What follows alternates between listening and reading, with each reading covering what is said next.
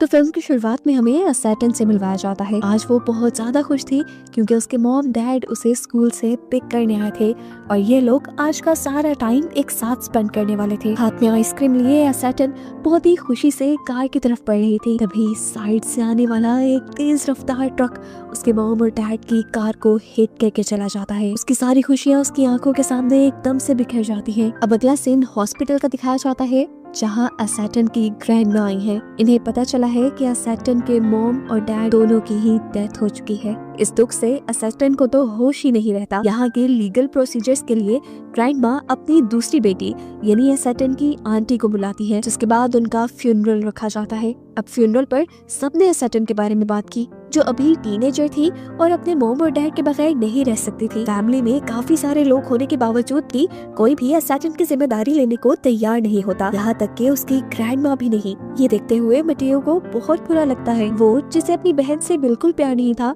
वो उसकी बेटी यानी असैटन की जिम्मेदारी लेने का फैसला करती है और असैटन से कहती है, वैसे तो मैंने हमेशा तुम्हारी मॉम से नफरत की है, लेकिन फिर भी अगर तुम चाहो तो मेरे साथ रह सकती हो। ये सुनते ही असैटन की आंखों में आंसू आ गए और उसने मटेओ के साथ ही रहने का फैसला किया क्योंकि वो अकेली थी जिसने असैटन के बारे में सोचा था। फ्यूनरल के बाद असैटन अपना थोड़ा बहुत सामान लेकर मटेओ के साथ मटेओ के घर आ गई। मटेओ ने घर खोलते ही असैटन को 5 मिनट तक बाहर इंतजार करवाया और फिर घर के अंदर लेकर गई। मटेओ के घर में इतना ज्यादा सामान था कि पाँव रखने की जगह नहीं थी, कुछ भी ऑर्गेनाइज नहीं था यहाँ पर। मटेओ असैटन को वॉशरूम, फ्रिज और उसकी रहने की जगह दिखाती है और खुद काम करने में लग जाती है। उसने अपने फ्रेंड को कॉल की थी जो दरअसल उसकी बॉस भी थी। उसने अपने फ्रेंड को बताया कि मैंने अपनी बहन की बेटी को अडॉप्ट कर लिया है।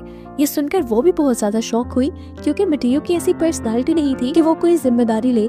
उसके फ्रेंड को तो याद पड़ता था कि जब 3 दिन के लिए उसने अपनी कैट उसके पास रखवाने को कहा था, तब भी मटेओ ने मना कर दिया था। खैर, अब पॉइंट ये था कि उसे असैटन को लीगली अडॉप्ट करना था। उसकी बॉस उसे मशवरा देती है कि तुम अपने पुराने फ्रेंड सिंगो से राब्ता करो, वो लॉयर है और उसे सारे प्रोसीजर का पता होगा। खैर, अब अगला दिन हो जाता है और हम देखते हैं कि मटेओ सुबह के वक्त सोती रह गई। असैटन को स्कूल जाना था, वो खुद उठकर तैयार हुई, उसने नाश्ता बनाया और फिर मटेओ को बताकर वो स्कूल चली गई। स्कूल जाने पर उसे उसकी बेस्ट फ्रेंड मिली जो उसके पुराने घर के पास रहती थी। वो उससे उसके मॉम डैड के मरने पर अफसोस कहती है, लेकिन असैटन को ये हमदर्दियाँ नहीं चाहिए थी। उसका ये रिएक्शन देखकर उसकी दोस्त डर गई और उसने बताया, आई एम सॉरी, लेकिन तुम काफी दिन से नहीं आ रही थी तो मुझे तुम्हारी मजबूरी टीचर को भी बतानी पड़ी। इतने में ही उनके पास टीचर भी आ गई। असैटन को देखकर वो भी उससे हमदर्दी करने लगी और उन्होंने बताया कि मैंने सब बच्चों को तुम्हारे बारे में बता दिया है कि तुम्हारे साथ बहुत बुरा हुआ है, इसीलिए कोई भी बच्चा तुम्हें तंग नहीं करेगा और पिछला सिलेबस कवर करने में तुम्हारी हेल्प भी करेगा। टीचर की ये बातें सुनकर असैटन और ज्यादा टूट गई। उसने टीचर से कहा, सिर्फ चंद महीने रह गए थे स्कूल के मेरे, मैं चाहती थी कि कम से कम मेरी स्कूल लाइफ नॉर्मल गुजरे और आपने वो भी सब खराब कर दिया।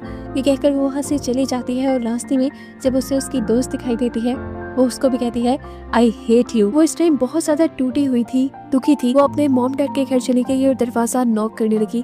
काफी देर तक जब किसी ने दरवाजा नहीं खोला तो पीछे से उसकी नेबर ने उसे देखकर बुलाया, असैटन को लगा जैसे उसकी मॉम है।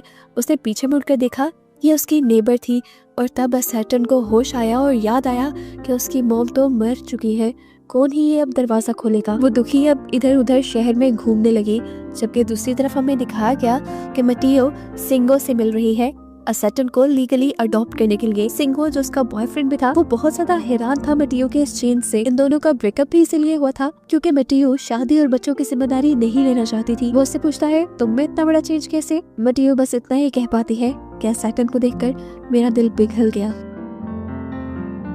यहाँ पर सिंगो मटेओ को मशवरा भी देता है कि अभी तक तुमने लीगली असैटन को अडॉप्ट नहीं किया, अगर अभी भी तुम अपने फैसले पे रिग्रेट करो तो तुम बदल सकती हो। लेकिन मटेओ ने अपना फैसला कर लिया था, उसे असैटन को लीगली अडॉप्ट करना था। मटेओ अब इस मीटिंग को जल्दी जल्दी खत्म करती है और घर आती है क्योंकि उसे लग रहा था कि असैटन के स्कूल से आने का वक्त हो गया होगा। लेकिन काफी देर अपने घर के बाहर वेट करने के बाद भी असैटन जब स्कूल से नहीं आई तो उसका दिल घबराने लगा था। अभी इससे पहले कि वो उसे ढूंढने निकल जाती, असैटन भी शाम के वक्त घर वापस आ जाती है। मटेओ ने बहुत प्यार से उससे पूछा, तुम इतनी लेट कैसे हो गई? सैटर्न नहीं बताना चाहती थी आज उसके साथ जो कुछ भी हुआ। बातों को घुमाते हुए सैटर्न ने उसे कहा, मैं बस आपके घर का रास्ता भूल गई थी। तब मटियो ने कहा, अच्छा ठीक है, अगली मर्तबा कभी इस तरह लेट हो रही हो या मुश्किल में हो तो मुझे कॉल कर लेना। मैं परेशान हो रही थी। रात होने पर सैटर्न अपने सुबह वाले बिहेवियर से काफी ज्यादा दुखी थी, इसीलिए उसने अपनी फ्रेंड को कॉल करके सॉरी भी कह दिया। थोड़े दिन लाइफ यूं ही गुजरती रही और फिर मटियो सैटर्न को उसके पुराने घर लेकर आई। वो चाहती थी कि सैटर्न यहाँ से अपना सारा जरूरी सामान कलेक्ट कर ले ताकि वो परमानेंट मटियो के घर शिफ्ट हो सके। चीजें पैक करते हुए इनकी नजर पिकल पे जाती है। सैटर्न मटियो को बताती है, पहले मुझे पिकल बिल्कुल भी पसंद नहीं थे, लेकिन मेरी मॉम ने जब ये पिकल बनाया तब के बाद से मुझे पिकल पसंद आने लगे। मटियो ने बताया कि उसे भी पिकल्स बिल्कुल पसंद नहीं थे। तब सैटर्न ने कहा, आप प्लीज इसे एक मर्तबा ट्राई तो करें। सैटर्न के कहने पर जब मटियो ने इसे टेस्ट किया तो वाकई मटियो को भी अब पिकल पसंद आने लगे थे। इसके बाद सैटर्न ने मटियो से पूछा, आप मेरी मॉम से क्यों प्यार नहीं करती थी? वो क्या वजह थी कि आप उनसे नफरत करती थी? हो सकता है मुझे बताने के बाद आपकी नफरत कम होने लगे। सैटर्न की बात के जवाब में मटियो ने कहा, तुम्हारी मॉम से मेरी नफरत कभी कम नहीं हो सकती, और जब उनके जीते जी मेरे दिमाग के ख्यालात नहीं बदले तो अब क्या बदलेंगे? सैटर्न बोली, देखिए हर काम ट्राई करने से होता है। पहले आपको पिकल नहीं पसंद था, आपने ट्राई किया, आपको अच्छा लगने लगा, आपका ख्याल बदल गया। मेरे से शेयर करें, शायद मेरे से शेयर करने पर आपके ख्याल बदल जाए। मटियो ने उसे समझाने के लिए उसके हाथ पकड़े और बोली, देखो अचार और जिंदगी में बहुत फर्क है। जैसे तुम्हारी फीकी जिंदगी देखने और सुनने के बाद मैं तुम्हारी तरह फील नहीं कर सकती, इसी तरह तुम भी मेरे अंदर की नफरत को नहीं जान सकती। खैर अब ये लोग वापस घर आ जाते हैं। अगली सुबह सैटर्न की छुट्टी थी। छुट्टी के दिन सैटर्न ने घर की साफ सफाई करना शुरू कर दी और जब मटियो जागी तो वो ये देखकर हैरान थी कि अब उसके घर में बहुत सारी स्पेस थी चलने फिरने के लिए और चीजें काफी ऑर्गेनाइज थी। सैटर्न ने उससे कहा, आप टेंशन न ले, ये सारा काम अब से मैं संभाल लिया करूंगी। लेकिन ये सुनकर मटियो को बुरा लगा कि वो अपनी जिम्मेदारियां सैटर्न पे डाल रही थी। सैटर्न ने तो पहले भी लॉन्ड्री करने की जिम्मेदारी ली हुई थी। तब सैटर्न ने मटियो से कहा, आप टेंशन न ले, ये तो मैं अपनी खुशी के लिए कर रही हूँ। आज का काम मटियो को बहुत पसंद आया था, इसलिए गिफ्ट के तौर पर मटियो ने सैटर्न को एक डायरी दी जिसमें वो अपनी फीलिंग्स लिख सकती थी। रात में मटियो अपनी बॉस को घर पे इनवाइट कर लेती है, जहाँ पहली मर्तबा वो और सैटर्न एक दूसरे से मिल रहे थे और दोनों को ही एक दूसरे की कंपनी काफी अच्छी लगी थी। लाइफ नॉर्मल चलती रहती है। हम देखते हैं कि सैटर्न का अब हाई स्कूल में भी एडमिशन हो गया है। हाई स्कूल में एडमिशन लेने के बाद सैटर्न और भी अकेला फील करने लगी थी क्योंकि उसकी पुरानी दोस्तों ने नए दोस्त बना लिए थे। यहाँ पर वो दुखी जब घर आई तो उसने देखा कि उसके घर पे एक लॉयर आया हुआ था जो मटियो से सवाल जवाब कर रहा था। असल में सैटर्न के अकाउंट से 3 लाख रुपए का इस्तेमाल हुआ था, वो भी एक साथ। चाइल्ड ब्यूरो को लग रहा था कि मटियो सैटर्न का हक इस्तेमाल कर रही है, इसलिए वो उसे डांट रहे थे। लेकिन मटियो ने यकीन दिलाने की कोशिश करती है कि इतनी बड़ी अमाउंट उसने नहीं इस्तेमाल की। शुक्र है सही वक्त पर सैटर्न आ गई और उसने चाइल्ड ब्यूरो को बताया कि असल में वो 3 लाख रुपए मैंने ही इस्तेमाल किए थे। मुझे म्यूजिक का बहुत शौक है और इसके लिए मुझे म्यूजिक बनाने वाला एक खास लैपटॉप चाहिए था, इसीलिए वो पैसे मैंने खर्च कर लिए। आई एम सॉरी मटियो, मैं आपको बताना चाहती थी, लेकिन मुझे लगा कि आप भी मॉम की तरह मुझे इतनी महंगी चीज लेने से मना कर देंगी, इसलिए मैंने आपको नहीं बताया। उसकी बात सुनकर चाइल्ड ब्यूरो भी शर्मिंदा हो जाता है और मटियो से माफी मांगता है। लॉयर के निकलते ही यहाँ पर सैटर्न की ग्रैंडमा आ जाती है जो उन दोनों को लंच के लिए बाहर ले गई। यहाँ पर उन्होंने उन दोनों से पूछा, क्या तुम दोनों की लाइफ ठीक चल रही है, कोई मसला तो नहीं हो रहा? दोनों उनको सेटिस्फाइड नजर आई। तब ग्रैंडमा भी रिलैक्स हो गई और जाने से पहले ग्रैंडमा ने मटियो को एक एनवेलप दिया जो उन्हें सैटर्न के घर से मिला था। वो उसे कहती है कि जब तुम्हें ठीक लगे तो तुम यह सैटर्न को दे देना। घर आकर मटियो ने जब वो एनवेलप खोला तो उसमें एक डायरी थी उसकी मॉम की जिसमें उन्होंने बहुत कुछ लिखा हुआ था और ये डायरी वो सैटर्न को तब देना चाहती थी जब वो हाई स्कूल में चली जाए, लेकिन उससे पहले ही उनकी मौत हो गई। मटियो इस डायरी को पढ़कर थोड़ा सा इमोशनल हो गई थी। वो अभी इस डायरी को सैटर्न को नहीं देती क्योंकि उसे लग रहा था कि सैटर्न को ये डायरी कमजोर कर देगी। इतने टाइम बाद सैटर्न अब अपनी लाइफ में नॉर्मल होने लगी थी। उसने अपने स्कूल में एक म्यूजिक बैंड भी ज्वाइन कर लिया था और वो लोग काफी अच्छे गाने बनाते थे। एक दिन सैटर्न अपने नए गाने के लिए लिरिक्स बनाती है और आकर इसे मटियो को दिखाती है। उसने लिखा तो काफी अच्छा था, लेकिन कहीं ना कहीं बहुत सी गलतियां थी जिसे इम्प्रूव करने में मटियो ने उसकी हेल्प की। मटियो की हेल्प से वो लिरिक्स इतने अच्छे हो गए थे कि जब सैटर्न ने अपने दोस्तों के सामने वो गाए तो सबको बहुत पसंद आए। इससे सैटर्न बहुत ज्यादा खुश हो गई और अब सैटर्न ने मटियो की भी लाइफ नॉर्मल करने की ठान ली थी। वो बहुत ज्यादा फोर्स करके मटियो को एक लाइब्रेरी में लेकर जाती है जहाँ आज से काफी साल पुराना लिखा हुआ मटियो का नॉवल अभी भी बेस्ट सेलर था। मटियो को लाइब्रेरी में देखकर मटियो के फैंस उससे ऑटोग्राफ लेने लग जाते हैं। यहाँ पर मटियो का बॉयफ्रेंड सिंगो भी आया हुआ था, जो उससे ऑटोग्राफ लेने के साथ साथ उससे दोबारा मिलने की भी रिक्वेस्ट करता है और मटियो मान जाते हैं। मटियो को काफी सालों बाद लोगों से मिलकर काफी अच्छा लग रहा था और ये सब असैटन की वजह से हुआ था। शाम होते ही मटियो अपने फ्रेंड सिंगो के साथ चली गई, लेकिन यहाँ पर ये लोग अपनी लाइफ डिस्कस करते उसके बजाय मटियो असैटन को ही डिस्कस करती रही, जिससे जाहिर हुआ कि उसने असैटन की जिम्मेदारी बहुत अच्छे से ली थी। उसने सिंगो से असैटन की मॉम की डायरी के बारे में भी डिस्कस किया, जिसे अभी तक उसने असैटन को नहीं दिया था। सिंगो ने उसे मशवरा दिया कि तुम उस डायरी को सही वक्त पर असैटन को दे दो। यहाँ अब सीन्स अगले दिन पर शिफ्ट होते हैं, जहाँ हम देखते हैं कि असैटन के स्कूल में असैटन के लिखे हुए लिरिक्स को सबने बहुत पसंद किया। यहाँ तक के नोटिस बोर्ड पर भी उसके लिरिक्स को लगा दिया गया। सबने वो पढ़ा और सब बहुत ज्यादा खुश हुए, लेकिन असैटन उस तरह ज्यादा खुश नहीं थी। वो कुछ बहुत अच्छा लिखना चाहती थी, जैसे मटियो ने वो नॉवल लिखा था। वो घर आई तो उसने देखा कि आज मटियो से मिलने के लिए सिंगो आया हुआ था।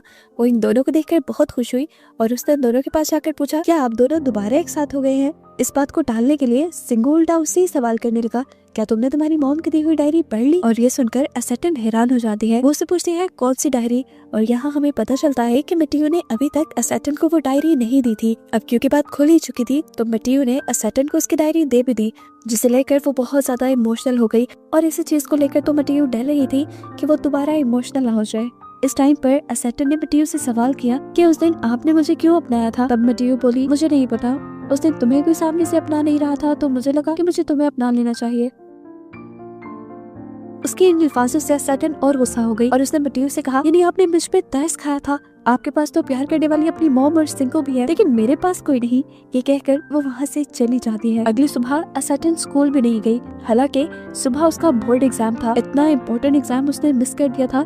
इसके गुस्से के लिए टीचर ने मटियो को स्कूल बुला लिया और मटियो को उसकी इर्रेस्पॉन्सिबिलिटी के लिए खूब डांटा। लेकिन मटियो ने तो देखा था कि असैटन स्कूल गई थी, उसने स्कूल बंक कर लिया था। टेंशन में अब मटियो जाती है अपनी मॉम के घर, जहाँ उसे पता चलता है कि असैटन भी उससे कुछ देर पहले ही यहाँ आई थी। मटियो की मॉम ने उसे बताया कि असैटन बहुत ज्यादा उदास और डिप्रेस है, उसे बहुत ज्यादा ध्यान देने की जरूरत है। उसकी बात सुनकर मटियो से सवाल कहती है, मॉम फिर बच्चों को पाला कैसे जाता है? ये सवाल मटियो की मॉम अपने ही ऊपर ले लेती हैं और उससे पूछती है, तुम्हें क्या लगता है, क्या मैंने तुम्हारी परवरिश सही नहीं की? और उनके ये सवाल कहते ही हमें मटियो की पास्ट लाइफ दिखाई जाती है और हमें पता चलता है कि मटियो की मॉम तो एक वर्किंग वुमन थी। मटियो को असल में असैटन की मॉम ने, यानी उसकी बहन ने पाला था। वो हर टाइम मटियो को डांटती रहती थी कि मटियो कोई काम नहीं करती, कुछ अच्छा नहीं करती, लोगों में एडजस्ट नहीं कर पाती। उनकी इन्हीं बातों की वजह से वो कभी असैटन की मॉम के साथ एडजस्ट नहीं हो पाई थी और यही वजह थी कि वो आज इंट्रोवर्ट थी। वो अपनी मॉम को ये भी बताती है कि असैटन की मॉम के मरने पे वो ज्यादा दुखी नहीं थी। दुख में अब वो भी यहाँ से उठकर चली गई। वो एक लेक के किनारे पे आई थी जहाँ वो बचपन से आया करती थी और यही हमें दिखाया गया कि असैटन भी इसी लेक के पास आई थी, क्योंकि इसी लेक पर उसकी मॉम उसे लेकर आती थी। उसने दूर खड़ी एक लेडी को देखा जो बिल्कुल उसकी मॉम जैसे लग रही थी। वो भागकर उस लेडी के पास गई तो देखा कि ये मटियो ही थी। मटियो को देखकर हैरानी से उसे पूछती है, आप यहाँ कैसे? तो मटियो उल्टा उससे सवाल कर देती है कि ये मुझे तुमसे पूछना चाहिए, तुम्हें इस टाइम स्कूल होना चाहिए, तुम यहाँ पर कैसे? असैटन यहाँ उसकी बात को गोल कर देती है और मटियो को बताती है कि उसने अपनी मॉम की वो डायरी नहीं पढ़ी क्योंकि उसे डर लग रहा है, उसमें पता नहीं क्या लिखा होगा। वो यहाँ मटियो को बताती है कि मैं अपनी मॉम को अच्छी तरह नहीं जानती, अभी तो मेरी वो एज आई ही नहीं थी कि जब मैं अपनी मॉम को अच्छी तरह जानूं, इसलिए मैं उनकी यादों के जरिए उनको जानने की कोशिश कर रही हूँ। मटियो ने कहा, अच्छा तो तुम क्या जान पाई अपनी मॉम के बारे में? असैटन ने कहा, वो बहुत ऑर्गेनाइज्ड थी, हर चीज अपनी जगह पे रखती थी, उनका घर साफ रहता था, वो खाने भी बहुत अच्छे बनाती थी, वो अपनी वर्क लाइफ को और पर्सनल लाइफ को बैलेंस रखती थी। ये सुनकर मटियो ने कहा, हाँ इन बातों से तो लग रहा है कि तुम्हारी मॉम एक बहुत अच्छी लेडी थी, लेकिन मेरा उनके साथ एक्सपीरियंस कुछ ज्यादा बेहतर नहीं रहा। बचपन में वो मेरी हर चीज को क्रिटिसाइज करती थी, यहाँ तक कि उन्होंने मेरा लिखा हुआ ड्रामा भी मेरे से बगैर पूछे फाड़कर फेंक दिया। हालांकि मेरे मुताबिक मैंने वो बहुत अच्छा लिखा था। मैं पूरी जिंदगी इसी चीज के लिए उनसे नफरत करती रही, लेकिन अब तुम्हारे साथ रहकर मुझे रियलाइज हुआ कि वो मुझसे नफरत नहीं करती थी, मेरी फिक्र करती थी। अगर वो उस दिन मेरा वो ड्रामा ना फाड़ती तो शायद मुझे बेस्ट सेलिंग नॉवल लिखने की करेज ना मिलती। आज जब तुम स्कूल नहीं गई तो मुझे भी बिल्कुल तुम्हारी वैसी ही फिक्र हुई जैसे तुम्हारी मॉम को मेरी हुआ करती थी। मैं जिस चीज को पूरी जिंदगी नफरत समझती रही, असल में वो मेरी केयर थी। ये सारी बातें करने के बाद आज मटियो के दिल से अपनी बहन के लिए सारी नफरत झड़ चुकी थी। इसीलिए अब मटियो और असैटन मिलकर असैटन की मॉम की ग्रेव पर जाते हैं वहाँ पे फूल रखते हैं और एसेटन अपने मॉम और डैड को याद करके बहुत रोती है और आज मिटियो भी उसे पूरी तरह सहारा देती है। वक्त गुजरता है और दिखाया जाता है कि मिटियो की वजह से एसेटन की लाइफ वापस नॉर्मल हो गई थी। जिस स्कूल बैंड में उसने हिस्सा लिया था उसकी वजह से वो काफी मशहूर भी होने लगी थी और अब तो उसने अपनी मॉम की डायरी भी पढ़ ली थी जिसमें उन्होंने लिखा था कि वो एसेटन को कामयाब होता देखना चाहती है और उसकी मॉम की ख्वाहिश के मुताबिक एसेटन वक्त से पहले ही कामयाब हो रही थी। उसकी सिंगिंग वीडियो देखकर मिटियो भी बहुत प्राउड फील करती है और यही सब दिखाते हुए ये कहानी यहाँ खत्म हो जाती है।